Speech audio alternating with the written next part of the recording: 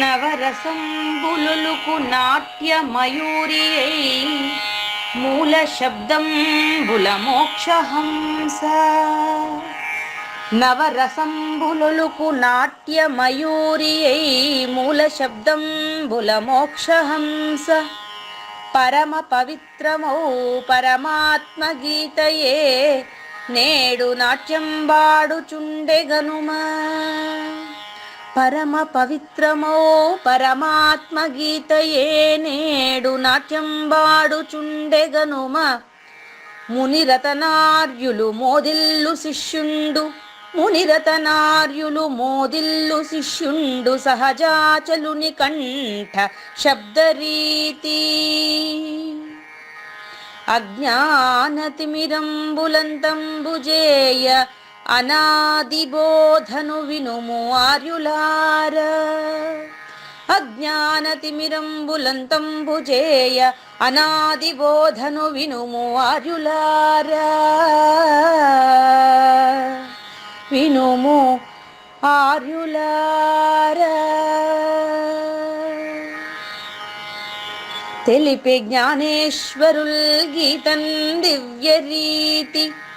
తెలిపే జ్ఞానేశ్వరుల్ గీతన్ దివ్యరీతి. ఆణిముత్యమీ గ్రంథము అచలులార. ఆణిముత్యమీ గ్రంథము అచలులార. ఆదరించిరి గీతను అచల ఋషులు గురుని వాక్కుగా గ్రహించి గురుతుగనుడు. ఆదరించిరి గీతను అచల ఋషులు గురుని వాక్కుగా గ్రహించి గురుతుగనుడు. హరి ఓం శ్రీ గురుభ్యో నమః. ఓం నమో భగవతే వాసుదేవాయ. ఓం నమో నారాయణాయ. ఓం నమః శివాయ. ఈ గీతా జ్ఞానకిన కార్యక్రమం మొదలై నిన్నటికి 939 రోజులైందండి. ఈ రోజు 940వ రోజు. ఈ గీతా జ్ఞాన యజ్ఞ కార్యక్రమం సంకల్పించి నిర్వహిస్తున్న శ్రీ విద్యాసాగర్ గురువు గారికి, శ్రీ వెంకటేశ్వర గురువు గారికి శ్రోతలందరి తరపున ధన్యవాదాలు, వందనాలు. ఈనాటి కార్యక్రమంలో పాల్గొన్న ఆత్మస్వరూపులైన శ్రోతలందరికీ కైవల్యాశ్రమం తరపున, అలాగే శ్రీ శివరామ దీక్షితుల వారి అచల యూట్యూబ్ ఛానల్ తరపున హృదయపూర్వక స్వాగతం, వందనాలు. గురువు గారు, కార్యక్రమం ప్రారంభించే ముందు నాకు కొంచెం ఈ జ్వరం రావటం వలన నేను కాన్సన్ట్రేట్ చేయలేకపోతున్నాను. ఒక 3 days నా ప్లేస్ లో కార్యక్రమం ప్రారంభిస్తాను. నా ప్లేస్ ఒక 3 days మేనేజ్ చేయండి గురువు గారు.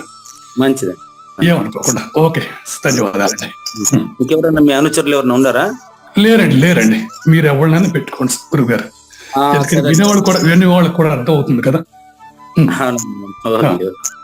సరే. సర్వము గురువు మయము, సర్వము గురువు మయము. భవరోగ వైద్యుడతడని తెలియుము. సకల విద్యల నిలయము దక్షిణామూర్తి అతడని తెలియుము. మూగవాణి మాటను, ఈ మూగవాణి మాటను శ్రోతలు కోటలు దాటింతురు. గురు కృపా సిద్ధితోనే నేనెంత ఆనందముందినాను. నిజయోగి శ్రీకృష్ణుడు నిజ భక్తుడైనట్టి అర్జునుండు. వీరి సంవాదామృతం జనులార మన పాలిట అమృతం. వేదవ్యాసుడు దీనిని జనుల యద వికసించునట్లుగాను మహాభారతమందున వెలిగించే కోటి సూర్యుల వెలుగుతో నిత్య సత్య శాశ్వతమైన లేఖనే జరుగుతున్నట్లుగా పవిత్రమైన శ్రీమద్ భగవద్గీత జ్ఞానేశ్వరీయ జ్ఞాన యజ్ఞంలో 940వ రోజు, అంటే 2023 సెప్టెంబర్ 29 శుక్రవారం రోజున ఈ యొక్క జ్ఞానేశ్వరీయ జ్ఞాన యజ్ఞంలో మనకు 48వ కృష్ణ దేశికేంద్రుల కందపద్యంతో శ్రోతలందరికీ సాదర స్వాగత సుమాంజలి. శ్రీ గురుభ్యో నమః. శ్రీమద్ భాగవత కృష్ణదేశిక ప్రభులు రచించిన 292 కందార్థ దరువులు సంపూర్ణంగా జ్ఞానయజ్ఞంలో రోజుకొకటి చొప్పున వ్యాఖ్యానించబడిన విషయం శ్రోతలకు విదితమే.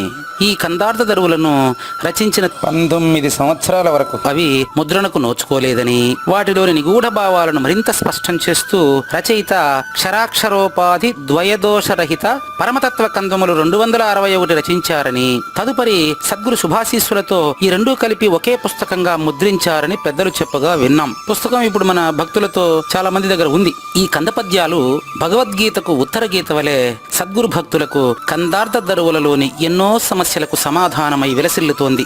ఎంతో ఉపయోగకరమైనటువంటి ఈ కందపద్యాలను రోజుకు ఒక్కొక్కటి చొప్పున వివరించాలని అడిగిన ప్రత్యక్ష శ్రోతల కోరిక మేరకు జ్ఞానయజ్ఞంలో శ్రీకృష్ణ పరమాత్మ సందేశానికి ముందే ప్రతిరోజు కృష్ణ ప్రభువుల దర్శనం మహద్భాగ్యంగా భావిస్తూ ముందుకు వెళదామా? నానా వికారములు గల నానా విధ నామ రూప నటనలు గల ఈ నీ నా దశ దిశలను గల దీనందే లేక మనము తిరుగుటమప్ప. అప్ప అంటే నాయన అని అర్థం. అంటే సద్గురువు సత్శిష్యుడిని తన గురు స్వరూపంగా భావించి పిలుస్తున్నటువంటి పిలుపు.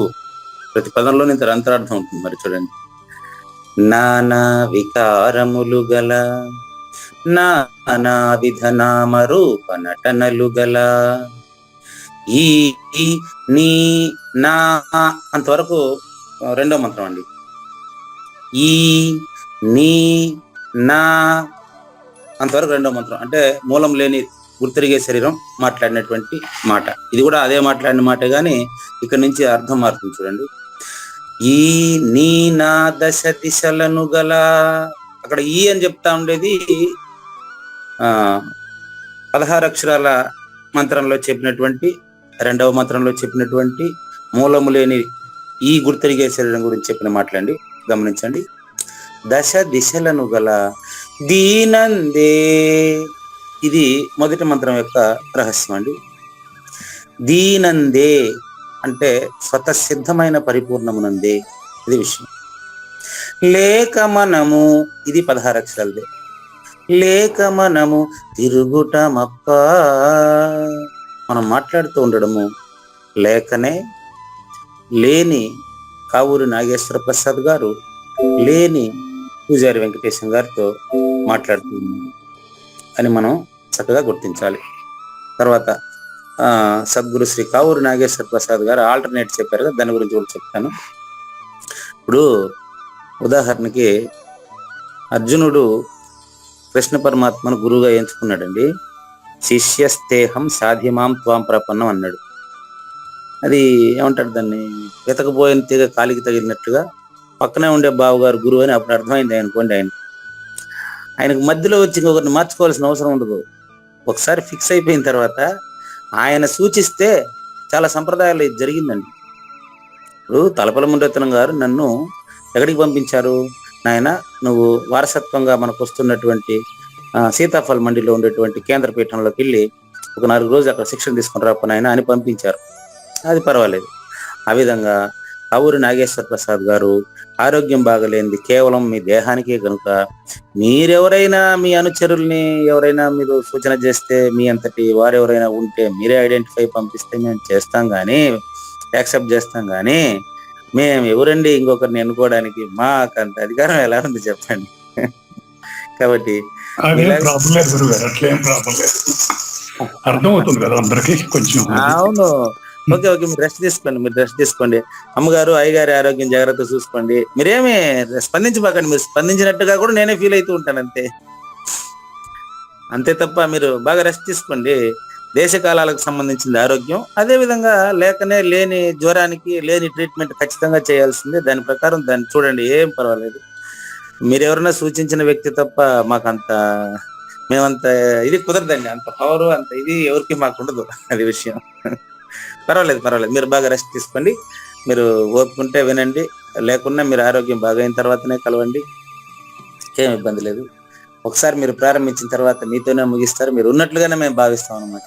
ఇప్పుడు ఇంకో ఉదాహరణ చెప్పేస్తాను ఇక్కడ మీకు. మీరేం స్పందించకపోయినా పర్వాలేదు. చూడండి, ఒకసారి ఏకలవ్యుడు ద్రోణాచార్యుని గురువుగా ఎంచుకున్న తర్వాత కేవలం ఆయన బొమ్మే ఆయనకు నేర్పించేసింది. పాండవుల కంటే కూడా ఏకలవ్యుడు విలుగాడైనాడు. అట్లా ఎవరైనా పెడితే కూడా దాన్ని మీరుగానే భావిస్తాం, కానీ మేము జ్ఞానయజ్ఞాన్ని ప్రారంభించిన నాగేశ్వర ప్రసాద్ లాగానే భావిస్తాము.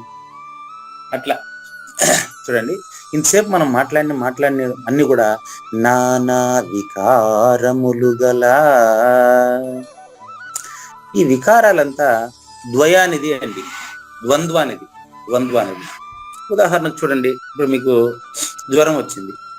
ఇప్పుడు మీకు స్పష్టంగా తెలుస్తుంది జ్వరానికి ముందు స్థితి, జ్వరం స్థితి తెలుస్తుంది. ఆ తెలిసేది కావూరు నాగేశ్వర ప్రసాద్ గారికి. ఆ జ్వరం ఏమేం చేస్తుంది అనేది కూడా మీకు చాలా స్పష్టంగా అర్థమవుతుంటుంది. అదంతా కూడా నానా వికారములు గల నానావిధ నామ రూప నటనలు. నామము కావూరు నాగేశ్వర ప్రసాద్ గారిది, వికారము జ్వరానిది. ఆ రెండు ఒకటే. నామము చూడండి, నానా వికారములు గల నానావిధ నామరూప నటనలు గల, అంతవరకు చూడండి. నానావిధ నామరూపాల్లో ఒక నామము నాగేశ్వర ప్రసాద్ గారు, దాని రూపమే శరీరము, ఆ శరీరంలో కలిగినటువంటిదే లేని ఈ వికార జ్వరం. నామరూపాలు వికారానికి కనెక్షన్ ఉంటుందండి. అదేవిధంగా మీకు మళ్ళీ పూజారి వెంకటేశం దగ్గరికి వస్తాను. చూడండి, పూజారి వెంకటేశం గారు ఒక 2 రోజులు ఇదే విధంగానే జ్వరము,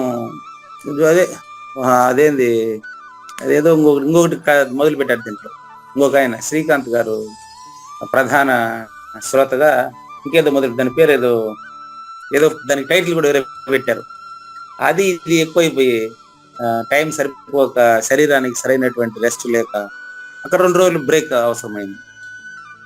అప్పుడు పూజారి వెంకటేశ్వర శరీరం అనేది నామరూపము, దాంట్లో ఉండేటువంటి వికారం అనేది జ్వరము, గొంతు పూర్తిగా మాట్లాడలేకపోవడము, ఇదంతా దాని వికారం అనమాట. కాబట్టి ఈ యొక్క పూజారి వెంకటేశానికి కానీ, కావూరి నాగేశ్వర ప్రసాద్ గారికి కానీ, వింటున్న ఏ శ్రోతకైనా కూడా సరే, ఏ వక్తకైనా సరే, ప్రత్యక్ష శ్రోతకైనా సరే, పరోక్ష శ్రోతకైనా సరే, దీని యూట్యూబ్ ద్వారా వింటున్నటువంటి ఎవరికైనా సరే, శరీరానికి తగినటువంటి రుగ్మతలు రావడం, మళ్ళీ నయం అవ్వడం, ఇవన్నీ కాలంలో వచ్చేటువంటివి, దేశ కాలాలకు సంబంధించినటువంటివి ఇవి. కాబట్టి ఈ దశ దిశలను, దేనికి దశ దిశలను అండి? చూడండి, వక్త శ్రోతకు దశ దిశల అని అర్థం, గురు శిష్యులకు దశ దిశల అని అర్థం. ఎప్పుడు కూడా గురువు అంటే సమిష్టిగా భావిస్తూ ఉంటాడు, శిష్యుడు అంటే శిష్యుడు వ్యష్టి, గురువు సమిష్టి అండి. ఇది సాజన్మ సాకార సద్గురుమూర్తిగా ఉండేటువంటి గురువు సమిష్టిగాను, శిష్యుడు వ్యష్టిగాను భావిస్తూ ఉంటాడండి. వ్యష్టికి సమిష్టికి కూడా దశ దిశలా. వ్యష్టి సమిష్టిలో ఒకటే కదా. గురువు దేహం దేంతో తయారు చేయబడిందో, శిష్యుని దేహం కూడా దాంతోనే తయారు చేయబడింది కదండి. కాబట్టి ఈ గురు శిష్యులు అనేటువంటి, గురువు అనేటువంటి మీరు, శిష్యుడు అనేటువంటి నేను, మళ్ళీ మిమ్మల్ని చెప్పమంటే మీరు అదే చెప్తారు. మీరేం చెప్తారు? గురువు గారు అని సంబోధిస్తారు. అదే విధంగా మీరు చెప్పినప్పుడు ఇదే చెప్పాలి. గురువు అయినటువంటి మీరు, శిష్యుడు అయినటువంటి నేను. ఈ నీ నా అంటే అదేనండి. నీ నా అంటే వక్త, శ్రోత, గురువు, శిష్యుడు, సమిష్టి, వ్యష్టి, అంతే, అన్ని ద్వయం. కాబట్టి ప్రకృతి ద్వయము, శక్తి త్రయంగా ఉంటుంది. అయితే శక్తి త్రయాన్ని ప్రకృతి ద్వయంగా భావించి చెప్పినటువంటివి శక్తి ద్వయ నిరాసకంబైన శుద్ధ నిర్గుణ తత్వ కందార్థ దరువులు. మొత్తాన్ని కలిపి వ్యష్టి సమిష్టిని ఒకేసారి తీసేది ప్రకృతి ద్వయ దోష రహిత పరమతత్వ కందాలు. ప్రకృతి ద్వయ దోష రహితం అనమాట. ఇది అంటే వ్యష్టి సమిష్టిల్ని ఏ కోశాన మిగలకుండా గుర్తు తీసేటటువంటి ఈ యొక్క ప్రబోధకు ఆయన ఇలా పెట్టారనమాట. చూడండి, నీ నా దశ దిశలను అంటే వ్యష్టి సమిష్టులు అనేటువంటి భేదం లేకుండా నామరూపాలన్నిటికీ కూడా దశ దిశల పరిపూర్ణమే ఉంది. దీనందు, దీనందు అంటే అర్థం ఏంటిగా బాగా గమనించండి. అంతటా నిండి ఉన్నటువంటి స్వతసిద్ధమైన అచల పరిపూర్ణమునందు అని అర్థం అండి. చాలా ఇంపార్టెంట్. అచల పరిపూర్ణమునందు స్వతసిద్ధమై నిండి ఉన్నటువంటి దీనందు, పరిపూర్ణమునందు లేక మనము తిరుగుటము. అది విషయం. లేక అంటే మాట్లాడుతున్నటువంటి పూజారి వెంకటేశానికి మూలము గాని స్థానము గాని పరిపూర్ణంలో లేదు. ప్రస్తుతం మాట్లాడలేను అంటున్నటువంటి కావూరి నాగేశ్వర ప్రసాద్ గారికి కూడా పరిపూర్ణంలో మూలము గాని స్థానము గాని లేదు. ఒకప్పుడు పూజారి వెంకటేశానికి వచ్చినటువంటి జ్వరమే ఇప్పుడు కావూరు నాగేశ్వర ప్రసాద్కి వచ్చిందంతే. ఏముంది, అది వస్తుంది, ఇది పోతుంది. ఏదైనా అంతే, నామరూపాలు వస్తాయి పోతాయి. నామరూపానికి అతీతంగా ఉండేది అనుభవమైనప్పుడు అనుభవమైన వాడు ఉండడండి. Very clear. దీని తాత్పర్యం సంక్షిప్తంగా చూద్దాం ఒకసారి, గమనించండి. సృష్టికి కారణమైనటువంటి ఎరుక నానా విధములైనటువంటి మార్పులకు లోనవుతుంటుంది. ఎందుకు? అది దేశ కాలాలకు సంబంధించినది కనుక మార్పులకు లోనవుతూ ఉంటుందండి. గమనించండి, సృష్టికి కారణమైనటువంటి ఎరుక అనేక రకాలైనటువంటి మార్పులకు లోనయ్యి నామ రూప క్రియ ఈ 3 రకాలుగానే ఉంటుందండి సృష్టి. ఏమనుమానం లేదు. ఈ మూడింటిని తీసేసి సృష్టిని చూపించలేరు, మీరు ఎవ్వరు ఎక్కడ చూపించలేరు. అసలు చూపించేవాడు ఉన్నాడా? గమనించండి, నామ రూప క్రియ నటనలకు లోనై ఉంది. అంటే ఈ నామరూప క్రియ అనే 3 కూడా నటనలే. ఎవరి నటనలు? మూలము లేని తిరిగే శరీరం యొక్క నటనలు. ఈ నామ రూప క్రియ నటనలకు లోనై ఉండేదంతా కూడా మీకు నేను అంతవరకు చెప్పాను. ఏమని అక్కడ చూడండి, ఆ పద్యంలో ఇక్కడ మొబైల్లో మీరు చూస్తున్నారు. నానా వికారములు గల నానావిధ నామరూప నటనలు గల ఈ నీ నా అంతవరకు ఎరుక అని చెప్పాను. ఈ నీ నా అంతవరకు ఎరుక అని చెప్పాను. అదే అనమాట. దశ దిశలను అంటే బాహ్యాభ్యంతరములు అంతా కూడా ములుగు చెందిన సందు లేకుండా ఏదైతే ఉందో అది దీనందే. అంటే అర్థం ఏంటంటే స్వతసిద్ధమైనటువంటి నామరూప క్రియా నటనలు లేనటువంటి పరిపూర్ణమునందే మనము లేకనే, అంటే మూలము గాని స్థానము గాని లేకనే ఈ గుర్తు అంటే అబద్ధపు గుర్తు ఉనికి కలిగినట్లు తెలియబడుతున్నది కావూరి నాగేశ్వర ప్రసాద్ గారు అని అర్థం అండి. గమనించండి, ఇక్కడ ఒక చిన్న ఉపాఖ్యానం చెప్తాను. ఉపాఖ్యానం అంటే ఇది అర్థం కావడం కోసం మరొక చిన్న ఇది అని. ఇప్పుడు కలగనే దానికి ముందుగా కలలో కనిపించేటువంటి నామరూపాలన్నీ కూడా లేనివని ఇప్పుడు మనకు తెలుసు. ఎందుకని? ఈ జాగ్రత్త అవస్థను నమ్మి ఉన్నాం కాబట్టి ఆ కల్లో ఉండే వస్తువులన్నీ లేనివని ఇప్పుడు ఎన్నిసార్లు అయినా చెప్తాం కావాలంటే. కానీ మళ్ళీ కల్లోకి పోయినప్పుడు కలలో కనిపించేటటువంటి ఆ యొక్క నామరూప నటనలంతా కూడా మనం అక్కడ నిజమని నమ్ముతూ ఉంటాం. మేలుకున్న తర్వాత అది అబద్ధం అంటాం. ఇక్కడ ఉపాఖ్యానం ఏంటంటే, రహస్యం ఏంటంటే, ఇప్పుడు మనం మాట్లాడుతూ ఉండేటువంటి ఈ జాగ్రత్త అనేటువంటి కళను నిజంగా నమ్మినటువంటి మనము ఆ కళ అనేటువంటి స్వప్నావస్థలో దీనిని ఏది జాగ్రత్త అనేటువంటి కళ స్వప్నము అనే దాంట్లో అబద్ధమైంది చూసుకోండి. కాబట్టి స్వప్నము నిజం, జాగ్రత్త నిజం, రెండూ కలిసి సుషుప్తిలో తెలియడం లేదు. ఈ మూడిటికి సంబంధపడినది ఎరుక అతీతమైంది, పరిపూర్ణం. ఏమి డౌట్, సందేహం పెట్టుకోబోకండి. 3 అవస్థలకు సంబంధపడి దేనికది నిజంగా తెలుస్తున్నప్పుడు మరుపు, 3 తానేనని తెలిస్తే ఎరుక. ఈ మూడిటికి అతీతంగా ఉండేదాన్ని గుర్తించేస్తే తీరకతంగా ఈ మూడిటికి సంబంధపడి వ్యవహరించడు. దాన్నే అస్పర్శ యోగము అంటారు.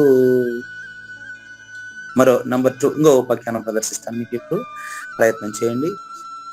ఎట్లా గురువు గారు మనకు హింట్ కూడా ఇచ్చారు, వేరెవరినైనా పెట్టుకోండి అని. వేరెవరైనా ఉన్నట్టు భావించి మరో ఉపాఖ్యానం చెప్తాను చూడండి. ఇప్పుడు ఆ ఉపాఖ్యానం ఎట్లంటే, కలగంటున్న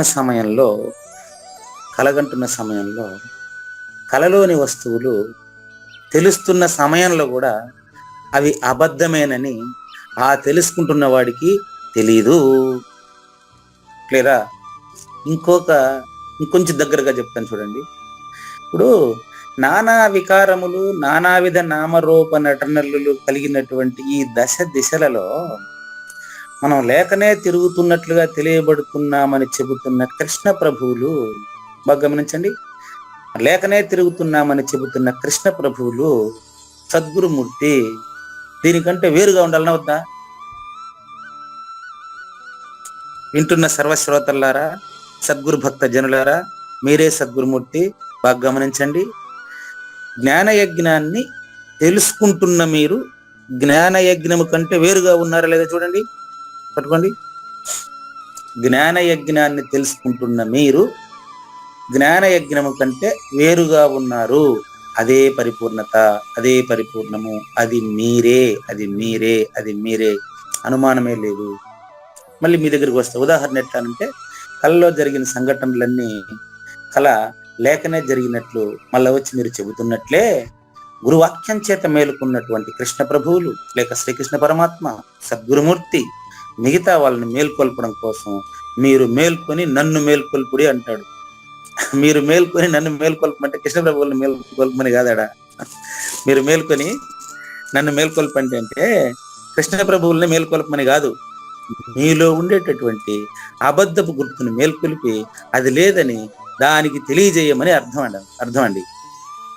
కాబట్టి అందరూ నేనని అంటున్నారు, కానీ ఆ నేను చూడండి, తనని ఇతరమును ఎప్పుడు ఎరగనటువంటి పరిపూర్ణముగాన సూచన అయితే, తనను ఇతరమును ఎప్పుడు ఎరగని పరిపూర్ణముగాన సూచన అయితే, మూలము లేని ఈ ఎరుక నానావిధ నామరూప నటనలు కలిగినటువంటి ఎరుక తనకు తానుగానే వచ్చినట్లు ఫీల్ అయ్యింది. తనను ఇతరాన్ని బాగా స్పష్టంగా తెలుసుకునింది. ఈరోజు 48వ కందపద్యంలో పరిపూర్ణాన్ని ఉండజూసిందంటే ఈ క్షణమే, తక్షణమే, ఈ క్షణం అని చెప్తే కూడా తప్పు అవుతుంది, అది తక్షణమే ఇంకా ఎరుక నిలవదు. మీరు పరిపూర్ణులే, ఏం అనుమానం పెట్టుకోబాకండి. ఇది దీని యొక్క సంక్షిప్త భావార్థం. రచయితకు ధన్యవాదాలు తెలియజేస్తూ మనం ఈ పరిపూర్ణంలో లేకనే గుర్తిరుగుతున్నటువంటి అబద్ధపు గుర్తు, దానికి దైవీ సంపద అబ్బకుండా రాక్షస సంపద అంటే నామరూపక్రియ నటనల్ని నమ్మేసినటువంటి వాళ్ళు ఎలా ప్రవర్తిస్తూ ఉంటారు, వాళ్ళు ఎలా పతనం అవుతూ ఉంటారు అనే విషయాన్ని మనం జ్ఞానయజ్ఞం 2వ భాగంలో చూద్దాం. ఇప్పుడు మనం దైవాసుర సంపత్తి విభాగ యోగంలో 17వ శ్లోకాన్ని ఈరోజు చూడబోతున్నాం. ఆ 17వ శ్లోకం ఇలా ఉంది. శ్లోకాన్ని నిన్న విడదీసి చెప్పాను, తీసుకోండి. ఇక్కడ ఆత్మ సంభావితా స్తబ్ద ధనమానమదన్వితా యజంతే నామ యజ్ఞైస్తే దంభేన విధిపూర్వకం. అచల పరిపూర్ణత తెలియని వారు, అశరీర గురువును గుర్తించి గురుముఖంగా పరిపూర్ణ సూచన కానివారు, నామరూపక్రియల్ని నమ్మినవారు, నామరూపాలనే సొంతం చేసుకోవాలని ప్రవర్తిస్తున్నటువంటి వాళ్ళు కూడా యజ్ఞయాగాదులు చేస్తారు. కానీ వాళ్ళు చేసే యజ్ఞయాగాదులు ఎట్లుంటాయో చూడండి. ఎట్లుంటాయంటే, వారు తమకు తామే గొప్పవారమని తలచుకుంటూ గర్వ ఉన్మత్తులై ధన మదంతో అవిధిపూర్వకంగా అంటే శాస్త్ర విరుద్ధంగా నామయజ్ఞ ఇస్తే, పేరుకు మాత్రమే అది యజ్ఞము, అందులో ఉండేది పూర్తిగా స్వార్థము. నిజానికి యజ్ఞము అంటే అర్థం తనను తాను లేకుండా పోవడం, తనను తాను తెలుసుకుంటున్నవాడు లేదని స్పష్టంగా తెలియడమే నిజమైన యజ్ఞం. అచల పరిపూర్ణ సూచన అయిన వెంటనే ఆ యజ్ఞానికి అర్థం కూడా తెలుస్తుంది. అచల పరిపూర్ణ సూచన అయినటువంటి వారికి సూచన అయిన వాడు అక్కడ ఉండడు, కానీ శిష్యుడు వచ్చి ప్రేరేపించడం వలన, సత్శిష్యుడు వచ్చి అటువంటి వాసనలు కలిగినటువంటి శిష్యుడు ప్రేరేపించడం వలన మళ్ళీ అతనిలో సద్గురువు మేల్కొని బోధ చేస్తాడనమాట. సద్గురు సూచన చేసిన వెంటనే అర్థమైపోదు. నాలాంటి మొద్దు నిద్ర కలిగినటువంటి వాళ్ళకి అందరికీ అర్థమైపోదు. మళ్ళీ దాన్ని ఇక్కడ చెప్పినప్పుడు, ఎప్పుడు శిష్యుడికి చెప్పేటప్పుడు అతనికి, అందుకనే చెప్తారు, గురువు దగ్గర 25% మాత్రమే తెలుసుకుంటామండి, మిగతా 25% సహాధ్యాయుల చేత, మిగతా 25% స్వానుభవం చేత, చివరి 25% దేహాన్ని విడిచిపెట్టేంత వరకు తెలుసుకుంటానే ఉంటానండి నేను. ఇది సూత్రం. కనుక ఇక్కడ నామయజ్ఞ ఇస్తే అసుర గుణము కలిగినటువంటి వాడు కేవలము ఆడంబరం కోసం మాత్రమే, పేరు కోసం మాత్రమే యజంతే యజ్ఞములను ఆచరిస్తాడు. అందులో వాడికి అహంకారాన్ని పోగొట్టుకోవాలనేటువంటి ఒక్క బిందువు అంతా కూడా వాడికి అహంకారాన్ని పోగొట్టుకోవాలనేది ఉండదు. కాబట్టి తరువాతి శ్లోకంలో అహంకారంతో మొదలు పెడతారు. ఇంతలోపు మనం ఇంక దీనికి జ్ఞానేశ్వరి చెప్పినటువంటి వ్యాఖ్యను స్పష్టంగా ఇవాళ చూద్దాం. చూడండి, ఒకానొక వేశ్య మెండగాని ఆశ్రయంలో ఉండుకొని కూడా వ్యర్థంగా తనను తాను పతివ్రతగానే భావిస్తుంది, సౌభాగ్యవతిగానే భావిస్తుంది, పతివ్రతగానే భావించి సంతోషిస్తుంది. ఇట్లా ఈ ఎగ్జాంపుల్ ఎందుకు చెప్పారంటే, చాలా మంది తనను తాను గుర్తుపెట్టుకోండి, పూజారి వెంకటేశం ఎప్పటికీ పరిపూర్ణుడు కాలేడండి. కానీ పరిపూర్ణుడే పూజారి వెంకటేశాన్ని పరిపూర్ణుడుగా భావించి బోధించడం వలన పరుసవేది దగ్గరికి పోయినటువంటి ఇనుప ముక్క పరుసవేది దగ్గరికి పోయినటువంటి ఇనుప ముక్క బంగారంగా మారినట్లుగా సద్గురుమూర్తి సత్శిష్యులు కలిసి పూజారి వెంకటేశాన్ని పరిపూర్ణుడుగా చూడగలరు. కానీ పరిపూర్ణుడు పూజారి వెంకటేశం ఎప్పుడు కాలేడండి. పూజారి వెంకటేశం పరిపూర్ణుడు అయ్యే ప్రసక్తే లేదండి, అవ్వాల్సిన అవసరమే లేదండి. గుర్తుపెట్టుకోండి. ఇక్కడ ఆ విధంగా ఒకానొక వేశ్య ఏం చేస్తుందంటే, మెండగాని ఆశ్రయంలో ఉండుకొని కూడా తనను తాను సౌభాగ్యవతిగా పతివ్రతగా తలంచి సంతోషించు రీతిన ఆసురీ ప్రజలు కూడా స్వయంగానే నాకు 200 మంది శిష్యులు ఉండారు అని వాని గొప్పనోడు ప్రకటిస్తాడు. అసురీ ప్రజలు, అసురీ గుణం అంటారు దీన్ని, స్వయముగా తమకు గొప్పతనాన్ని ఆరోపించుకొని అభిమానము చేత ఏ అభిమానం ఇది? దురభిమానం. విచిత్ర విధంగా ఆనందిస్తాడు. ఆనందించేవాడు లేదయ్యా పరిపూర్ణం. అది కదా చెప్పింది నీకు. ఆనందించేవాడు సచ్చిదానంద రహితం కదా పరిపూర్ణము, సాక్షి రహితం కదా పరిపూర్ణము. నేను పరిపూర్ణం అని ఎటు చెప్తాడు నాకు అర్థం కావట్లేదు. కాబట్టి చూడండి, పోత పోసిన ఇనుప స్తంభము వలె, లేకపోతే ఆకాశంలో నిలిచిన పర్వతము వలె వారు ఎప్పుడూ కూడా కిందికి వంగుట అంటే ఎట్టిదో ఎరుగరు. ఎందుకు? అహంకారం పూర్తిగా అణువణువున నిండిపోయింది. రాక్షసాంశలో జన్మించినందువల్ల వాడికి ఆ గుణాలు బాగా పోత పోసిన ఇనుప స్తంభం వల్ల అంత స్ట్రాంగ్ గా ఉంటాయని మనం ఏం చేద్దాం చెప్పండి. ఆయనకి వినయం కొంచెమన్నా ఉంటే, భక్తి భావము కొంచెమన్నా ఉంటే వానికి ఏదైనా మనం చెప్పొచ్చు. అటువంటి వారు ఏం తెలుసుకోలేరు. పర్వతము వల్ల ఎన్నడూ కిందికి వంగడమే ఎరుగరు. వారి సౌజన్యము వారికి ఎంత శ్రేష్టమైందిగా కనిపిస్తుందో తెలుసా? మెండగాని ఆశ్రయంలో ఉండే ఆవిడ పతివ్రతగా భావించినట్టు చెప్పారు అంతకుముందు మనకు. వారి సౌజన్యం వారికి ఎంత శ్రేష్టమైందిగా అనిపిస్తుందంటే అని అంటాడు. వారు జగత్తునంతా కూడా తృణము కంటే అధిక తుచ్చంగా భావించి జగత్తుకు అంతటికి నేనే అనరు, నేను ఎంతైనా సంపాదిస్తాను. ఇప్పుడే మొన్ననే చంద్రమండలం పైన ఒక 4 ఫ్లాట్లు బుక్ చేసి వచ్చినాను, నేను సాధించలేనిదే లేదు, నేనే మొత్తం ప్రపంచానికి ఎంత ప్రభు అంటాడు. చెప్పారు కదా ఇంతకు మనకు, అసౌమయ హతశత్రు హనిష్యే చాపరానపి ఈశ్వరోహమహం భోగి సిద్ధోహం బలవాన్ సుఖాన్. అంటే ఈశ్వరుడు అనేవాడు ప్రత్యేకంగా లేడు, వాడు ఎప్పుడో టైం వస్తే చంపుతాడంట. నేను ఎన్ని హత్యలు చేయించాను చూడండి, కాబట్టి నేనే ఈశ్వరుడు, నేను చెప్పిందే జరుగుతుంది.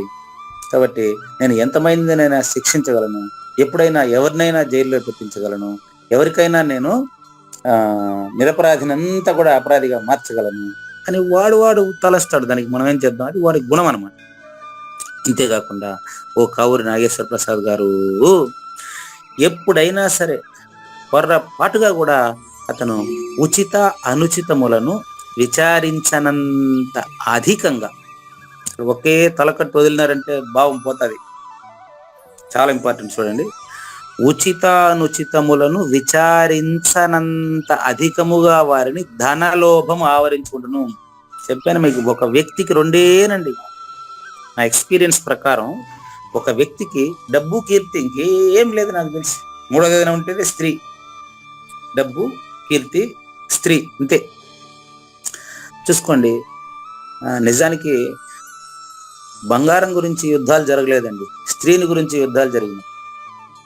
బంగారం గురించి డబ్బు గురించి కాకుండా స్త్రీని గురించి యుద్ధాలు జరిగినాయి, స్త్రీని గురించి హత్యలు జరిగినాయి, స్త్రీని గురించి ఎన్నో కేసులు జరిగినాయి, స్త్రీని గురించి ఎన్నో యుద్ధాలు జరిగినాయి, స్త్రీని గురించి తాజ్మహల్ కట్టారు. కాబట్టి ఇటువంటి వారికి చూడండి, ఇదంతా రాక్షస గుణాల్లో భాగం అన్నమాట. వీళ్ళని కానీ ధనలోభము ఆవరించి ఉండడం వల్ల ఉచిత అనుచితములు అంటే చేయదగిన పని, చేయకూడని పని అని అర్థం అండి. ఇది చేయదగిన పని, ఇది చేయకూడని పని అనేటువంటిది వాళ్ళు విచారించనంత కమ్మేసి ఉంటుంది. వాళ్ళకి అహంకారము, బలము, దర్పం బాగా కమ్మేసి ఉండడం వల్ల వాళ్ళు ఇది చేయదగింది, ఇది చేయకూడదు అనేటువంటి విచక్షణ జ్ఞానాన్ని కోల్పోయి ఉండడం వల్ల, వారిని ధన లోభము ఆవరించి ఉండడం వల్ల వాళ్లకు ఈ విధమైనటువంటి వృత్తి బలవత్తరంగా ఉండడం వల్ల వాళ్ళు యజ్ఞములను ఎలా చేయసాగిరనుకున్నారు మీరు? యజ్ఞములంటే వాళ్ళు ఏమన్నా తన్ను తాను లేకుండా పోవడానికి మోక్షం కోసం యజ్ఞం చేశారనుకుంటే, వాళ్ళు చేసింది కామయజ్ఞం, వాళ్ళు చేసింది కోరికలతో చేసిన యజ్ఞం, కోరికలు తీర్చుకోవడానికి చేసినటువంటి యజ్ఞం. ఇదే అసురు యజ్ఞం. ఇది కేవలం పేరు కోసం, దాన ధర్మాలు ఇంత చేశానని చెప్పుకోవడం కోసం చేసినటువంటి యజ్ఞం అది. కానీ ఈ అసురి పిశాచులు పలానా పని చేస్తారు, పలానా పని చేయరని చెప్పేదానికి ఒక నియమమే ఉండదు. డబ్బు వస్తుంది, కీర్తి వస్తుంది అంటే ఏదైనా చేస్తారు వాళ్ళు. అందువలన వాళ్ళప్పుడప్పుడు మూర్ఖత్వం చేత యజ్ఞాలు చేయాలని కూడా ఆలోచిస్తారు. ఎందుకు? ఈ యజ్ఞం చేస్తే నాకు ఇంత పేరు వస్తుంది, ఇంతవరకు ఎవరు సృష్టిలో ఇదంతా చేయలేదు అనేటువంటి గొప్ప పేరు వస్తుంది అనేటువంటి ఆలోచన వాళ్ళకు ఉంటుంది. కానీ వీళ్ళ యజ్ఞం ఎట్లాంటిది చూడండి, వీళ్ళు చేసే యజ్ఞం ఎట్లాంటిది చూడండి. వీళ్ళ యజ్ఞం అంటే యజ్ఞకుండము, అందులో నెయ్యి పోయడం ఇట్లాంటిది అనుకుంటారే. నో. వీరి యజ్ఞములందు యజ్ఞకుండం ఉండదు, మంటపం ఉండదు, వేదిక ఉండదు. వారికి యజ్ఞ ఉపయుక్త సాధనములు అవసరం లేదు. శాస్త్రోక్త విధి విధానములంటే వారు ఎప్పుడు కూడా విరోధిస్తూ ఉంటారు. వీరి చెవుల్లో ఎక్కడైనా దేవతలు లేదా బ్రాహ్మణులు అనే పేరు వినిపిస్తే కూడా వీళ్ళు సహించలేరు. దీనికి ప్రూఫ్ ఇస్తాను మీకు నేను, మళ్ళీ ఎవరు ఫీల్ అవ్వకూడదు. మరి దీనికి ప్రూఫ్ ఇస్తాను. ఇప్పుడు ఓ మంచి రోజు చూసి, అయ్యగారికి సెలవు ఉండేటువంటి రోజు చూసి కూడా, ఏమండి మనం ఈరోజు పలానా గుడికి పోయి వస్తాము, పలానా పెద్దలు వస్తామన్నారు, మనకు పలానా ఏదో వస్తారు వాళ్ళతో పాటు, మనం కూడా గుడికి పోయి దైవ దర్శనం చేసుకుని వద్దాం అంటే అని వాళ్ళ ఆవిడ పిలుస్తుంది ఆయన్ని. అప్పుడు ఆయన ఏమంటాడంటే, ఏయ్ నాకేం వేరే పని లేదనుకుంటువే, ఏదో ఇంట్లో పని లేకుండా నువ్వు గుడికి నువ్వు పోయిరా, పోయి గుడికి నన్ను ఎందుకు పిలుస్తావు? నాకెంత పని, నేను ఎంత బిజినెస్ మ్యాను, నాకెంత తీరిక లేకుండా నన్ను కూడా గుడికి పిలుస్తావు నువ్వు అంటారనమాట. కాబట్టి అటు చూడండి, ఎందుకు చెప్పాల్సి వచ్చిందంటే వీళ్ళకు దేవతలు, బ్రాహ్మణులు, గుడి, గోపురాలు అంటే దాని దగ్గరికి రారు. ఎందుకంటే వాళ్ళు బిజీ, వాళ్ళ పని మీద వాళ్ళు బిజీ. వాళ్ళకి పేరు, కీర్తి, ప్రతిష్టలు, డబ్బు ఇదే అవసరం అన్నమాట. ఇట్టి స్థితిలో వీరు చేసే యజ్ఞాలకి దేవుళ్ళు, బ్రాహ్మణులు ఎక్కడి నుంచి వస్తారు మీరు చెప్పండి? ఎప్పుడైనా గుళ్ళో పూజారితో గాని, ఆలయ ధర్మకర్తలతో గాని పరిచయం ఉంటే పురాణం అంటే ఏమి, ఆగమ శాస్త్రం అంటే ఏమి, యజ్ఞం అంటే ఏమి తెలుసుకోవచ్చు. ఎప్పుడు జీవితంలో ఆ ప్రయత్నమే చేయలేకపోయి, విగ్రహారాధన అంటే అసలే తెలియదు, విగ్రహారాధన ఎందుకు చేస్తారో తెలియదు. ప్రారంభంలో సాకార పూజ అవసరమేనండి.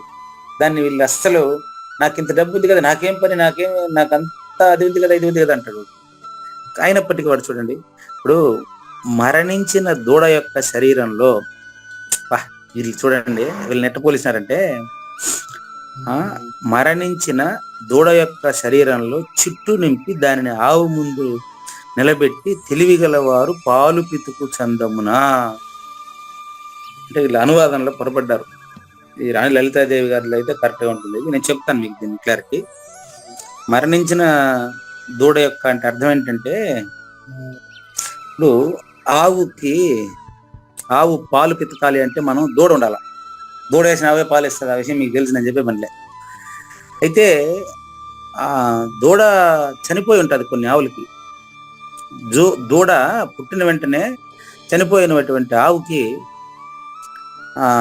దూడలాగా ఏదన్నా కనిపిస్తేనే పాలు ఇస్తుంది. కాబట్టి మరణించినటువంటి దూడ యొక్క చర్మాన్ని తీసుకుని వచ్చి, మరణించిన ఆవు దూడ యొక్క చర్మం ఉంటుందన్నమాట, ఆ చర్మాన్ని తీసుకుని వచ్చి ఆ శరీరంలో చిట్టు నింపి అంటే గడ్డి నింపుతారు. దిష్టి బొమ్మ తయారు చేస్తారు చూడండి, దిష్టి బొమ్మ తయారు చేస్తారు. ఆ విధంగా ఏదైనా చనిపోయినటువంటి ఆవు దూడ యొక్క చర్మాన్ని తీసుకుని వచ్చి ఆ చర్మంలో ఈ యొక్క పొట్టు, గడ్డి పొట్టు అంతా నింపి దూడ బొమ్మలాగా తయారు చేస్తారండి. దాని ముందు నిలబెడితే కొంచెం దూరంగా పెడితే అది ఆ స్పందనకు పాలు వచ్చేస్తుంది దీనికి. అది దూడని నమ్మేస్తుంది, అది జంతువు కదా, ఆ దూడని నమ్మేసి పాలు వచ్చేస్తుంది. ఆ విధంగా వీళ్ళు దూడలేకనే దూడగా చూపించి ఆవులో పాలు పిండుకున్న విధంగా యజ్ఞ భావన లేకనే వీళ్ళు యజ్ఞాలు చేసి డబ్బులు సంపాదించుకుంటా తిరుగుకుంటా ఉంటారు, నామరూపాలనే నమ్ముకుంటా ఉంటారు అని అర్థం అనమాట. చూడండి, మరణించిన దూడ యొక్క శరీరంలో చెత్త నింపి ఆవు ముందు నిలబెట్టి పాలు పితికే చందంలో ఆ విధంగా వీళ్ళు ఏం చేస్తారు, అసురి పురుషులు కూడా లోకుల్ని ఆహ్వానించి బలవంతంగా తమ యజ్ఞములకు పిలుచుకొని వస్తారు. వాళ్ళ యజ్ఞాలు ఏం యజ్ఞాలు అంటే, పేపర్లో నా ఫోటో రేపు ఎంత పెద్దదిగా వస్తుంది, నాకు ఎంత పేరు వచ్చింది, ఎంతమంది నాకు ఫాలోయర్స్ ఉన్నారు, ఇది అనమాట వాళ్ళు. ఈ యజ్ఞంలో ఎంతో మందిని బలవంతంగా యజ్ఞాలకు పిలవడం, వారి నుంచి కానుకల్ని తీసుకోవడం, వారికి వ్యర్థమైన ఖర్చును పెంచడం, ఇది వాళ్ళ పని. ఇంకా ఇంత పెద్ద ఆయన యజ్ఞం చేస్తున్నాడంటే వచ్చే వాళ్ళు ఊరికి రాకుండా ఏదైనా కానుకలు తీసుకొని వస్తారు కదా, వాళ్ళని కానుకలు తీసుకురమ్మని ప్రోత్సహించేది కూడా వీళ్ళ అనుచరులే, పెద్దల ఈ యొక్క రాక్షస గుణం కలిగినటువంటి వాళ్ళ అనుచరులే. ఆయన చెప్తాడు, ఫోన్ చేస్తాడు ఆయన, మా గురువు గారు వస్తున్నారండి, ఆయన వస్తే కవర్లో 20,000 తక్కువ లేకుండా ఉండాలండి అంటాడు. అసలు ఎవరు పిలిచినారు ఆయన్ని పిలవమని కూడా వాళ్ళ శిష్యులే చెప్తారు. ఏం మీరు ఇంకా ఆయన్ని పిలవలేదా, మీరు ఇంత పెద్ద యజ్ఞం చేస్తున్నారంట, తిరుపతిలో అంత పెద్ద అచల మహాసభలు జరుపుతున్నారంట, ఏమి మా గురువు గారిని పిలవకుండా మీరు ఎట్ట చేస్తారు, మా గురువు గారు పలానా కదా, ఈ ర్యాంక్ కదా మా గురువు గారిది, మీరు ఎట్ట మమ్మల్ని పిలవకుండా ఎట్ట చేస్తారండి, మీరు మా గురువు గారు అడగలే కాబట్టి నేను అడుగుతాను, అయినండి మా గురువు గారిని పిలవాలి, కవర్లో మీరు ఇంత పెట్టాలా, గుర్తుపెట్టుకోండి, ఒకసారి మీరే ఫోన్ చేయండి అంటాడు అన్నమాట. ఆయన నెంబర్ తీసుకుని ఆయనకు ఫోన్ చేస్తే ఏమంటాడు తెలుసా, నాకేం కావాలో మా శిష్యులు అడగండి, ఆయన చెప్తారు అడగండి అంటాడు అన్నమాట. ఇట్లా ఇట్లా వాళ్ళు దీన్ని ఏమంటారు మీరే చూడండి. ఈ రీతిన ఈ అసురీ ప్రజలు కూడా అప్పుడప్పుడు తమ లోభత్వము వలన, దేని వలన, లోభత్వము వలన, మూడోది కామ క్రోధ లోభం, మూడోది అనమాట, తమ లోభత్వం వలన హోమాల వచ్చి అందు అనేక జీవులను సర్వనాశనం అనుస్తారు, అనేక జీవుల్ని సర్వనాశనం అనుస్తారు. ఇటువంటి వాళ్ళని ఏమంటారంటే ఆత్మ సంభావితా స్తబ్దా ధనమాన మదాన్వితా యజంతే నామయజ్ఞైస్తే దంభేన అవిధిపూర్వకం.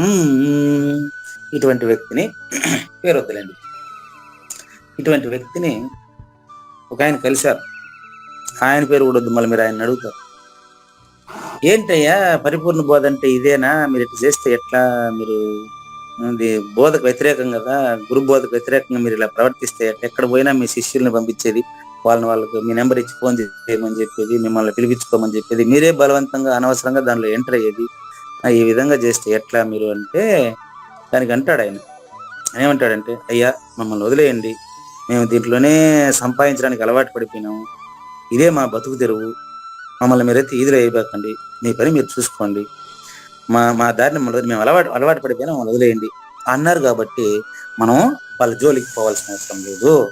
మనం ఏం చేయాలంటే మన టార్గెట్ ఏంటి, జన్మరహిత జీవన విధానం ఎలా అనే దాని గురించి మాత్రమే మనం చూడాలా. వీళ్ళ గురించి అంతా మనం మాట్లాడుకుంటూ ఉండేటువంటి తీరిక ఓపిక మనకు లేకపోయినప్పటికీ, ఇక్కడ అసుర గుణాలు ఎటువంటి వారి పంచన చేరకూడదు అనేది కూడా మనకు అసుర సంపదలో స్పష్టంగా చెప్తున్నారు. కాబట్టి ఇంకా 18, 19, 20 ఈ 3 శ్లోకాల్లో వీరి పతనం తెలుస్తుంది. 21వ శ్లోకంలో ముగ్గురిని కలిపి ఇటువంటి వాళ్ళంతా నరకానికి రోడ్డు వేసుకుంటున్నారంటండి.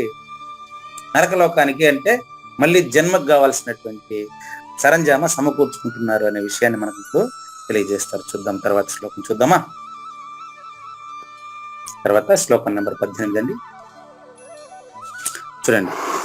అహంకారం బలం దర్పం కామం క్రోధం చ సంశ్రితాః, అహంకారం బలం దర్పం కామం క్రోధం చ సంశ్రితాః మామాత్మ పరదేహేషు ప్రద్విషంతోభ్యసూయకాః. అహంకారం బలం దర్పం కామం క్రోధం చ సంశ్రితాః మాం ఆత్మపరదేహేషు ప్రద్విషంతః అభ్యసూయకాః. ఇది పదవిభజన అండి. చూద్దాం, దీని అర్థం చూద్దాం. చూడండి, నెంబర్ 1 అహంకారము. ఇది సృష్టికి సంబంధించిన అహంకారం అండి. దీని గురించి మనకు ఆల్రెడీ చాలాసార్లు ఎక్స్ప్లెయిన్ చేసి ఉన్నారు.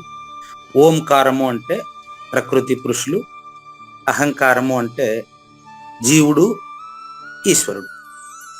ఓంకారము అంటే ప్రకృతి పురుషులు, అక్కడ అహం ఉంటుంది కానీ అహంకారం ప్రత్యేకంగా ఉంటుంది.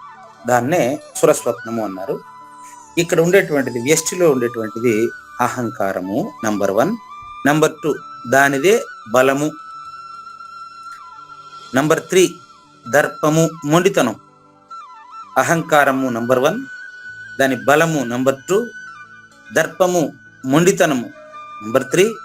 ఎందుకుండా ఇవంతా అంటే నంబర్ 4 కామము, అది తీరకపోతే నంబర్ 5 క్రోధము. ఈ 5 కలుసుకుంటే ఈయనకి తిరుగుందా చూడండి.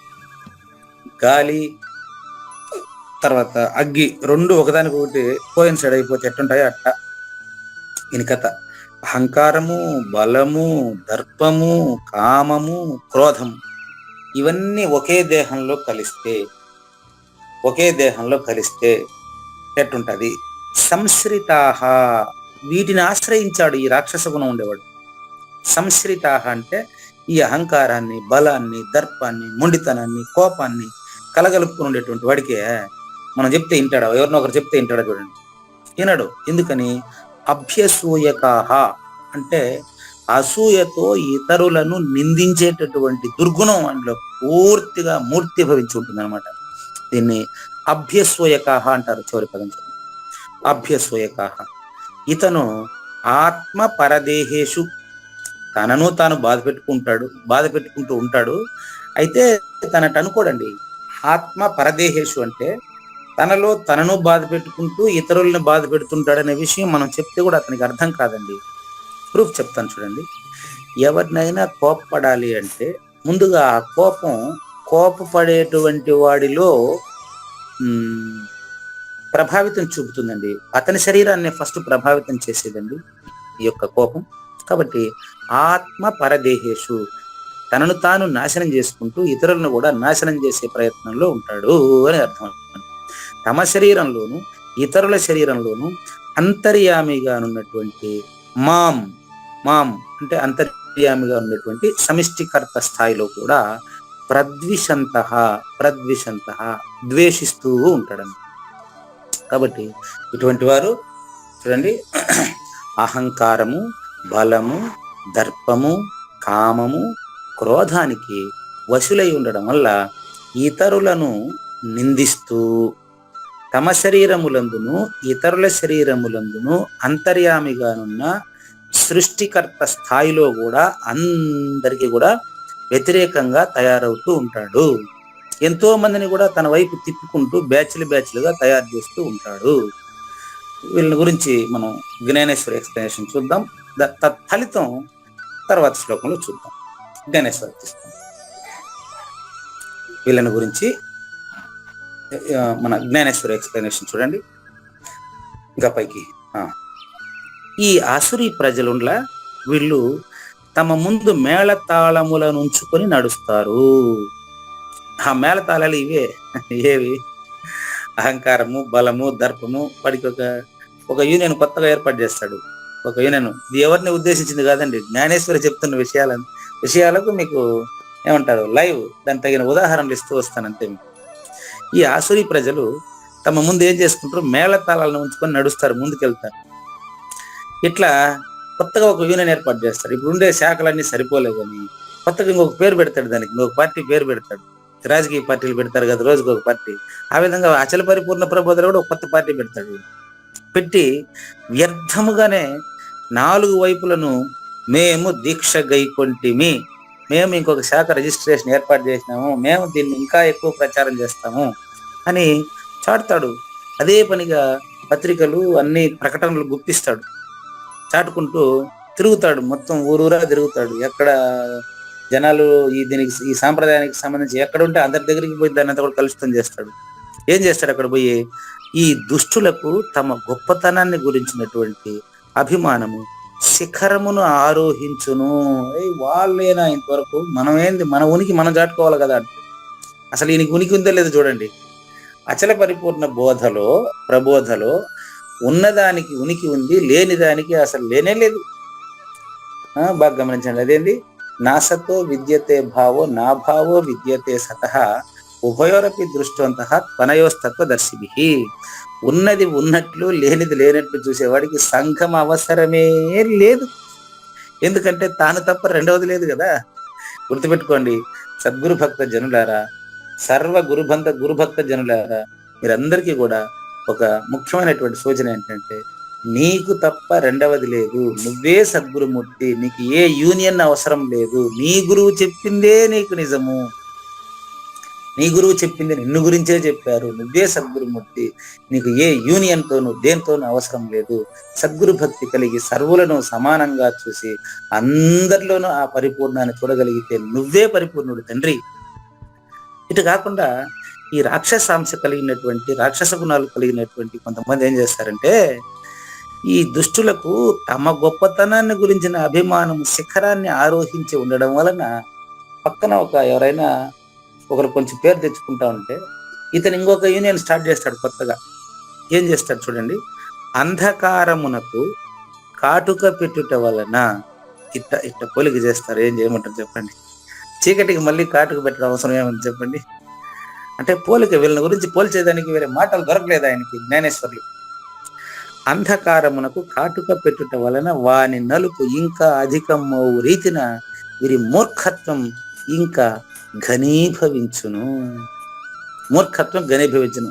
ఇటువంటి పోలిక నేనైతే నా జీవితంలో ఇంతవరకు వెళ్ళలేదన్నమాట. జ్ఞానేశ్వరికి ఎరుక ఎలా పోలిక చూడండి. అంధకారం అంటే చీకటి అండి. నల్లగా ఉండేటువంటి చీకటి కాటుకు పెడితే దాని మూర్ఖత్వం ఇంకా అధికమవుతుంది చూడ. అట్లా వీరి యొక్క అహంకారము నెత్తికెక్కి ఒక శాఖకు పోటీగా మరో శాఖ పెట్టి, మా శాఖలో చేరండి, వాళ్ళకేమీ తెలుసు, మాకే అన్ని తెలుసు అన్నట్లుగా వీరి యొక్క ఔద్ధత్వము శిఖరము పైకెక్కును. వాళ్ళ మీద వీళ్ళు పోటీ అనమాట. అప్పుడేమైతుంది? అహంకారము ద్విగుణీకృతం అవును. వీళ్ళలో ఉండేటువంటి అహము పెరిగి పెద్దదై వేలం వెర్రితలలు వేసి ఆయన ఏమంటాడు, నేనేం చేసినానండి, వాళ్ళకంటే నేను అంత ఎక్కువ సంపాదించలేదే, నేను వాళ్ళంత సంపాదించిన, వాళ్ళు ఎంత సంపాదించినారు చూడండి. అసలు ఈ మార్గంలో సంపాదన మాట్లాడడమే తప్పని వాళ్ళకి తెలియదు అనమాట. వాళ్ళు ఎక్కువ సంపాదించారు, నేను తక్కువ సంపాదించాను. నేను ఈ బోధ కోసం ఇన్ని సంవత్సరాలుగా కష్టపడ్డానే. నేనేం చేశానంటే ఉమ్మడి డబ్బులో నుంచి నేనేం చేశాను, కేవలం ఒక కారు కొనుక్కున్నాను అంతే కదండి. ఇంత దూరం కష్టపడితే ఒక కారు కూడా కొనుక్కోకూడదు ఈ నిధిలో నుంచి అంటాడు ఒక ఆయన. ఏం చేద్దాం చెప్పండి. అట్లా అహంకారము వాళ్ళకి ద్విగుణీకృతమైంది. అవివేకం కూడా ఇదే రీతిన వృద్ధి పొందుతుంది. మాటలు నేర్చేస్తే సరిపోదండి, అవివేకం కూడా వాళ్ళకు అదే రీతిలో వృద్ధి పొందుతూ ఉంది అనేది మనకు స్పష్టంగా తెలుస్తుంది. ఆ తర్వాత ఎవ్వరి పేరు మిగిలి ఉండనివ్వకుండా ఉన్నట్లుగా వీరి బలిష్టతకు నూతన బలం ప్రాప్తిస్తుంది. ఎందుకంటే దానికి తగిన వాళ్ళు వచ్చేస్తారు. ఎప్పుడైతే కామేశ్వరరావు ఎంటర్ అవుతాడో వాళ్ళ తమ్ముళ్ళు పిల్ల అని వచ్చేస్తారు. ఎవరు? క్రోధము, లోభము, మదము, మాత్సర్యము, రాగము, ద్వేషము, ఈర్ష్య, అసూయ, ఇంకా ఎంతో 100 మంది పైన వస్తారు. ఇంకా కౌరవులు మొత్తం తోడు పెద్దోడు కొట్టేస్తే ఇంకెవరు ఉంటుంది. కాబట్టి అది ఉన్నంత వరకు అహంకారము బలము సంయోగమైనప్పుడు వారి అభిమానము సముద్రము హద్దు కూడా మీరు బయటికి వెళ్ళిపోతారు. గుర్తుపెట్టుకోండి. అంత ఇదిగా వాళ్ళు పెట్టరేగిపోతారు రాక్షస గుణాలతో. ఈ విధంగా గర్వము వృద్ధి పొందసాగినప్పుడు వీళ్ళలో ఉండేటువంటి కామం కూడా మిక్కిలి ప్రబలమగును. అవి ఏం చేస్తుంది? ఒక్కసారిగా క్రోధాగ్ని ఒక్కసారిగా భగ్గున మండుతుంది. ఈ పతన స్థితిని మనకు 2వ అధ్యాయంలో చూపించారు చూడండి. కామం తర్వాత క్రోధం ఎట్లొస్తుంది, దేని తర్వాత ఏది వస్తుంది, దీనికంతటికి మూలం ఎక్కడుంది అనేటువంటి విషయం మనకు 2వ అధ్యాయంలో శ్లోకం నంబరు 62, 63 అనుకుంటా. శ్లోకం నెంబర్ 62, 63లో పెట్టారు చూడండి. కామం క్రోధం చ సంస్కృతి ఇవన్నీ కలుసుకుంటా 62 నుంచి చెప్తారు చూడండి. ధ్యాయతో విషయాన్ పుంసః సంగస్తేషు ఉపజాయతే సంగాత్ సంజాయతే కామః కామాత్ క్రోధో అభిజాయతే.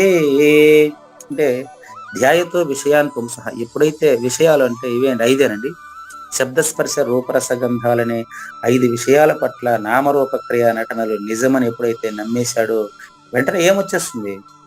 సంగాత్ సంజాయితే కామహ, దానిపైన వ్యామోహం పెరిగిపోతుంది.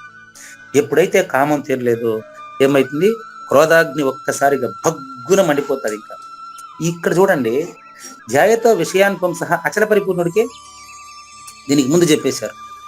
అచల పరిపూర్ణుడికి ఎట్లుంటుందంటే దీనికి ముందు 61 చూసుకోండి, వాడి పరిస్థితి ఎలా ఉంటుంది. దీనికి పూర్తి రివర్స్ ఉంటుంది చూడండి. దీంట్లోనే 61, దానికి ఒక్క శ్లోకానికి ముందు పెట్టుకోండి. తాని సర్వాణి సంయమ్య యుక్త ఆసీత మత్పరః వశేహి యస్యేంద్రియాణి తస్య ప్రజ్ఞః ప్రతిష్ఠితి. ఇది పరిపూర్ణుడి లక్షణం అండి, పరిపూర్ణ లక్షణం. ఎందుకని సర్వాణి అన్నారు? మొత్తం శబ్దస్పర్శ రూపరసగంధాలన్నిటి పట్ల కూడా అతను యుక్త ఆసీత మత్పరః, అచల పరిపూర్ణ సద్గురుమూర్తి చెప్పిన విధంగా నడుచుకొని అతను పూర్తిగా స్థిరమతి స్థిత ప్రజ్ఞుడు పరిపూర్ణుడై ఉన్నాడు. కాబట్టి అతన్ని విషయాలు ఏం చేయవండి, ఎవరిని ఇతన్ని ఏం విషయాలు ఏం చేయవండి. అందుకని తాని అంటే వాటిని ఎవరిని ఇప్పుడు ఆడ చెప్పిన విషయాలే శబ్దస్పర్శ రూపరసగంధాలు 5 సర్వాణి 5 కూడా పూర్తిగా సంయమ్య నిగ్రహించి యుక్త ఆసీత అంటే కూర్చోవడం. ఎట్ట కూర్చొని ఉంటాడంటే అతను కూర్చొని ఉండడం అంటే ఇప్పుడు మీరంతా కూర్చోన్నారు, అట్ట కూర్చోవడం కాదండి. ఆ శరీరంలోనే నవద్వారే పురేదేహి నైవ కుర్వన్ నకారయన్, ఏ మాత్రం అతను చరణం లేకుండా ఉంటాడు. ఇంద్రియాలు అతనికి సేవ చేస్తూ ఉంటాయి. ఇది స్థిత ప్రజ్ఞుడి లక్షణం. రాక్షసుడి లక్షణాన్ని ఇక్కడే మొదలు పెట్టారు మనకు. తీసుకోండి ఇప్పుడు 62, 63, 62 చెప్పాను కదా మీకు. 62 ఈ విషయాలు వాడికి సేవ చేస్తుంటాయి. అదే విషయాలకు వీడు దాసోహం అయినాడు. ఎవరు? రాక్షస గుణం కలిగిన వాడు దాసోహం అయినాడు. అయితే ఏమైంది? విషయాలను గురించి ఆలోచించడం వలన ఆ విషయాలకు వీడు సంగా తగిలి స్పర్శించి కామం పుట్టింది. తగలకుండా ఉంటే కామం వచ్చేటువంటి అవకాశమే లేదు, కోరిక వచ్చే అవకాశమే లేదు. తగలకుండా ఉంటే కామాత్, కోరిక వల్ల ఏమొచ్చింది? క్రోధ అభిజాయతే, క్రోధం అనేది భగ్గున మండింది అనమాట. తర్వాత ఏం చేసింది? నెక్స్ట్ శ్లోకం తీసుకోండి. ఎండాకాలంలో నెయ్యిలో అగ్గి పోస్తే లేక అగ్గిలో నెయ్యి పోస్తే ఎటైనా ఒకటే, అది దీని కథ. క్రోధం మండితే ఏమైతుంది? క్రోధాద్భవతి సమ్మోహః, సమ్మోహాత్ స్మృతి విభ్రమః, స్మృతి భ్రంశాత్ బుద్ధినాశో, బుద్ధినాశాత్ ప్రణశ్యతి. చూడండి, నశ్యతి అంటే నాశనం అవుతాడు, ప్రణశ్యతి అంటే సర్వనాశనం అవుతాడు. దీని భావం చూడండి, కొంచెం పైకి తీయండి. ఇక్కడ చెప్తాడు స్పష్టంగా, అట్టే కొంచెం పైకి తీయండి, భావం వస్తుంది. ఉడుపు నాగేశ్వరరావు గారు ఇంకొద్ది పైకి తీయండి, భావం అంటే తీయండి. ఎడవం చూడండి. ఇప్పుడు ఇంకా విచక్షణ ఉండదు వీడికి. ఎప్పుడైతే ఇప్పుడు కోరికకు ముందే కోరిక లేని వాడై ఉంటే, పరిపూర్ణుడై ఉంటే ప్రాబ్లం లేదు. ఎప్పుడైతే కోరిక వచ్చిందో, కోరిక పక్కన ఏమొచ్చింది? కోపం వచ్చింది. కోపం పక్కన ఏమొచ్చింది? సమ్మోహం వచ్చింది. అది విచక్షణ రాహిత్యము. ఇప్పుడు మనం తెలుసుకుంటా ఉండేది అదే.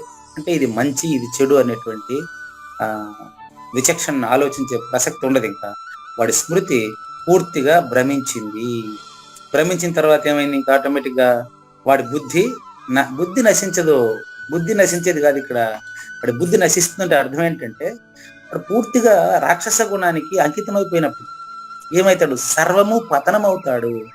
పతనం అవుతాడంటే అర్థం ఏంటి? పడినోడు పతనం అంటే పడిపోతాడు. ఎక్కడ? నరకంలో పడి మళ్ళీ పడినాడంటే ఖచ్చితంగా మళ్ళీ వేస్తాడు. పడేది లేచేదానికి. కాబట్టి దీని పరిణామం ఎలా ఉంటుందో ఇక్కడ చూపిస్తున్నారు చూడండి. వచ్చేయండి జ్ఞానేశ్వర దగ్గరకు వచ్చేసి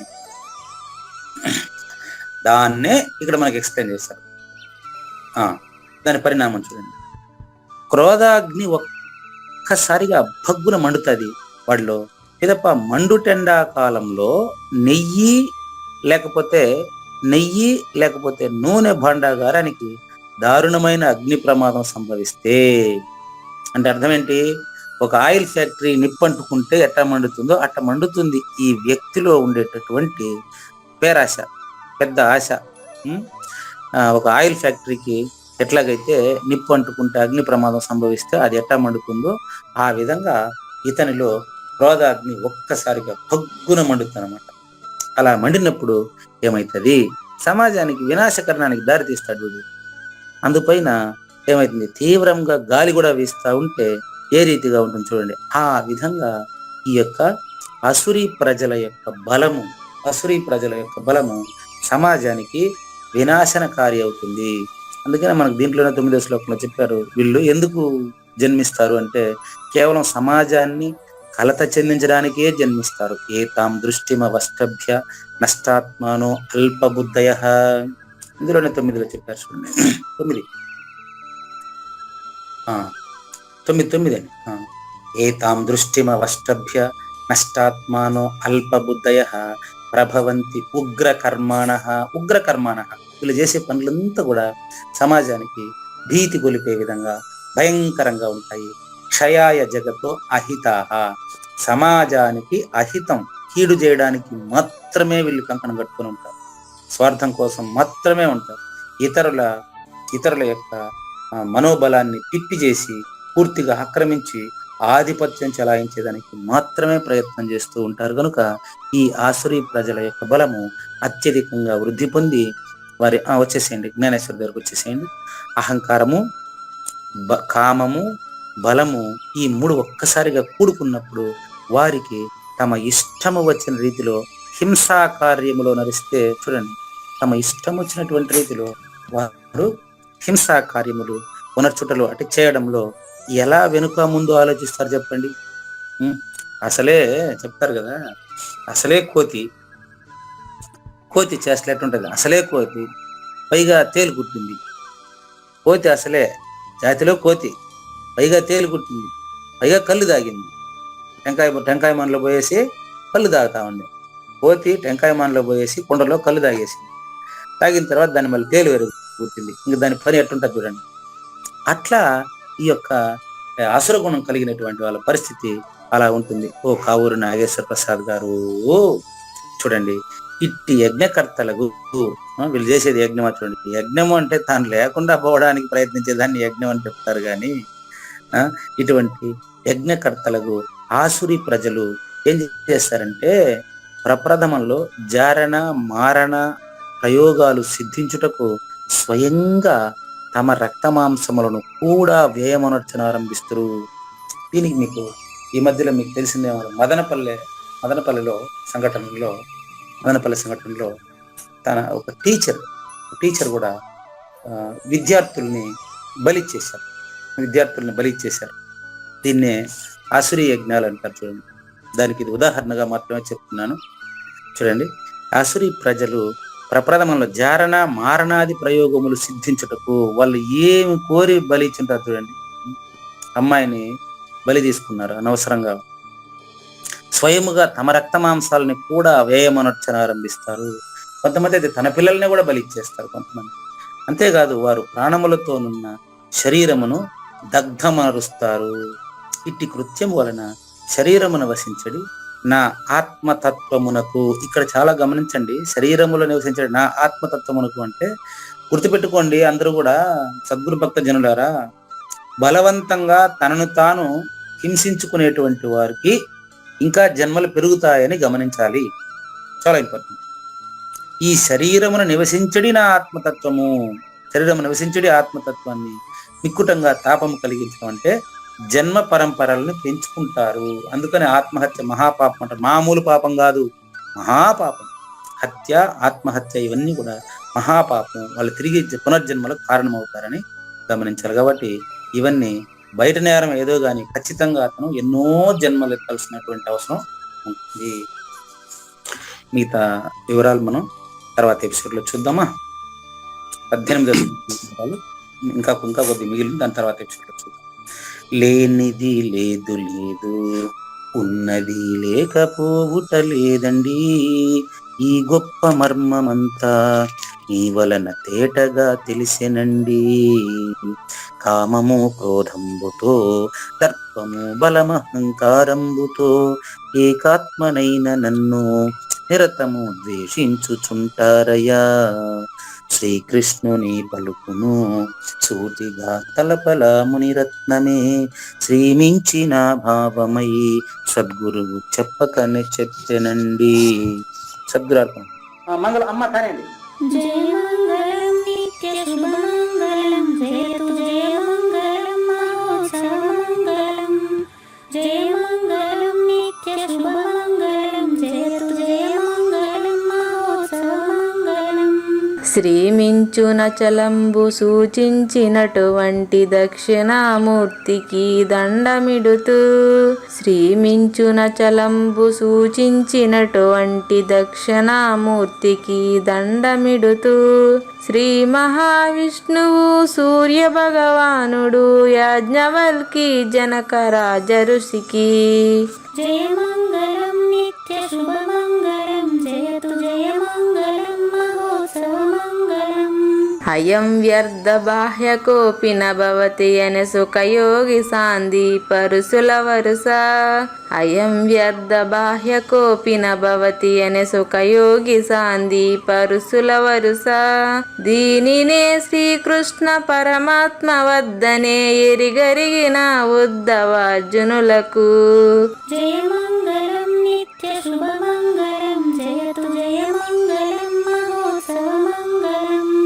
శ్రీ అల్లమా ప్రభు బసవేశ్వరుండును బ్రహ్మానంద రామానంద స్వామి.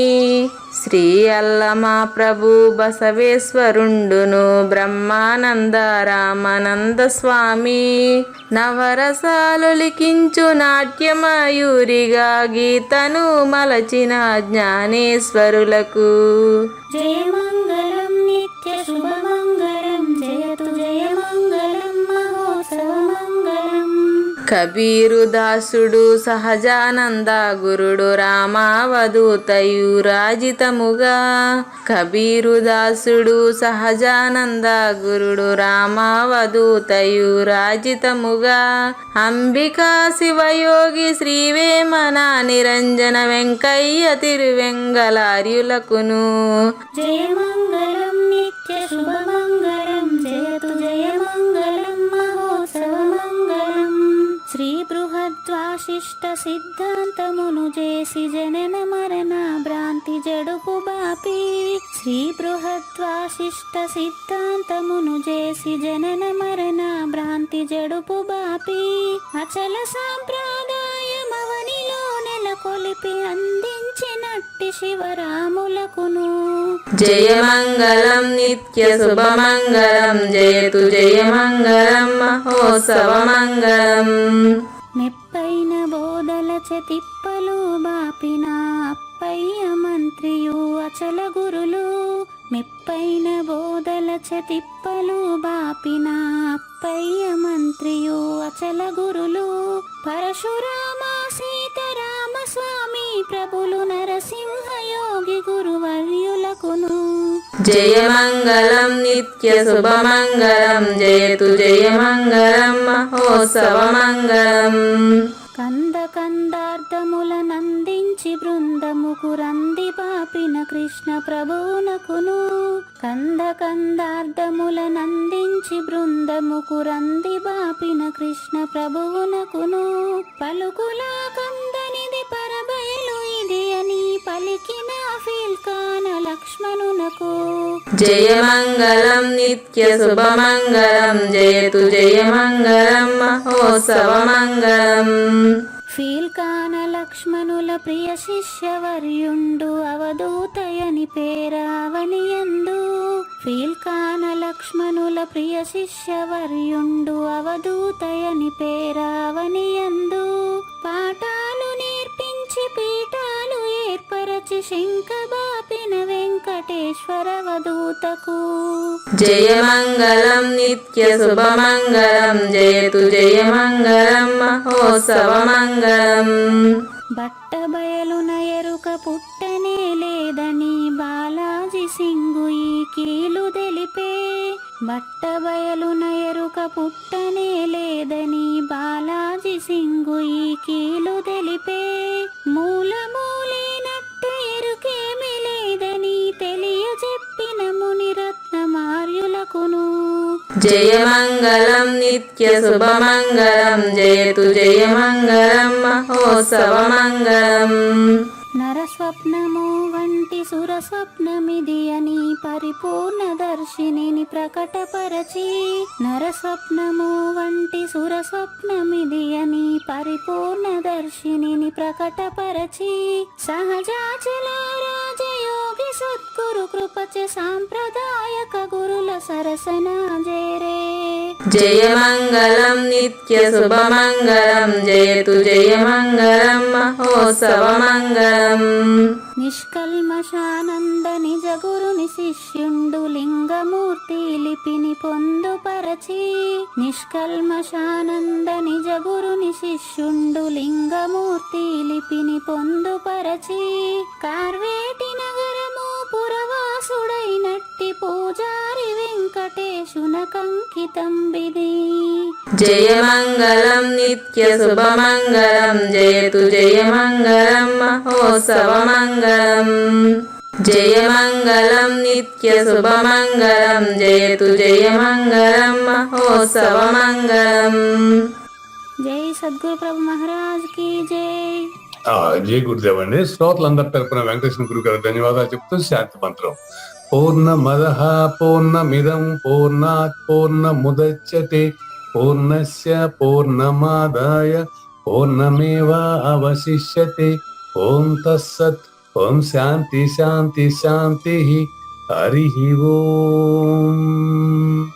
న తద్భాసయతే సూర్యో న శశాంకో న పావకః యద్గత్వా న నివర్తంతే తద్ధామ పరమం మమ.